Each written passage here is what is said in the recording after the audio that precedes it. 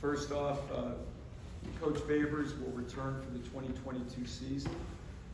I'm disappointed how this season ended. The last 3 games were tough, and I respect that emotions are running high. I want to thank our seniors, in particular our super seniors, who led the 2021 team and did so, I think, extraordinarily well. They're outstanding young men. They represented our program, our university, and our community very, very well. And they're forever orange. Overall, I'm pleased with how this team competed this season. We saw growth in a number of areas. With our running game, the emergence of Sean Tucker, who's as good a running back as there is in the country and should be a first-team All-American. Our offensive line performed well, especially when we had our starting five intact and playing together.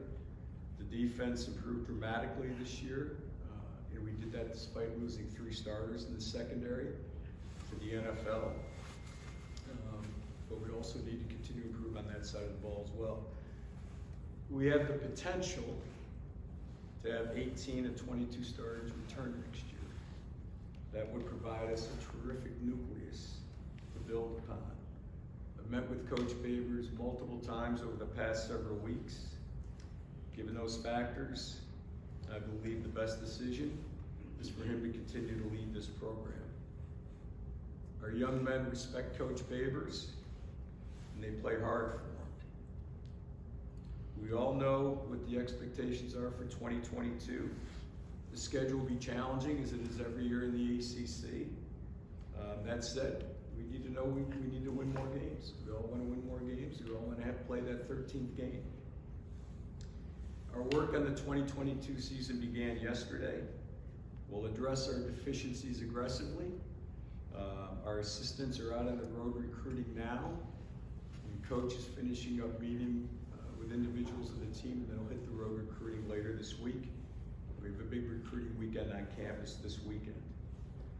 Retaining coaches White and Coach Schmidt is an important building block for the 2022 season. I also want to thank Coach Gilbert, Faree, and Reynolds for their contributions, and I wish their families well in their future endeavors.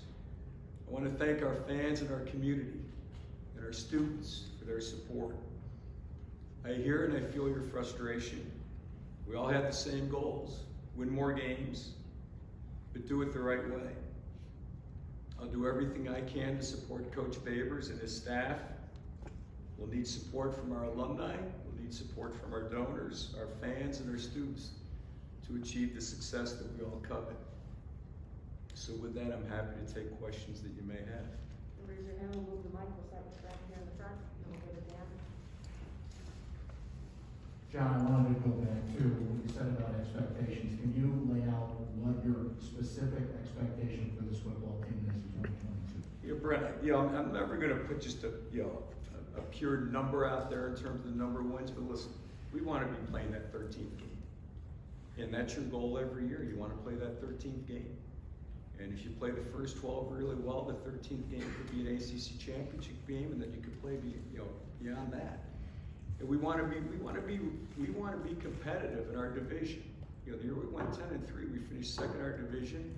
And I said this when I got here, is if you're competitive in your division, you're at the top of your division, the ACC, you're going to be relevant nationally, and we were ranked. So we've done it. Now we need to get back to where we're on the right side of the ledger, the win-loss record. 7 of the 14 teams in the ACC this year were either 5-7 or 6-6. So that's half the conference. So we've got to break out of that log jam, and that's what we want to do. Dan? John, you spoke about the fact that you had multiple conversations with Dino, and there's a bunch of different reasons why you're keeping him. What are those reasons that stand out the most from those conversations as to why we're having a year 7? Well, again, I said back a year ago and in the spring that it was important for me to see development and progress in this year's team, and we saw it.